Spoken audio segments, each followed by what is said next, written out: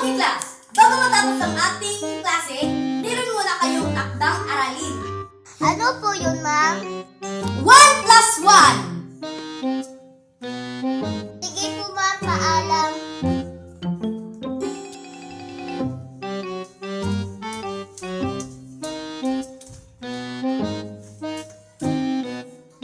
Ano po tamang sagot sa 1 plus 1? Hoy, magbayad ka muna sa utang mo. Sige po, Nay. Ha? Ano yun, anak?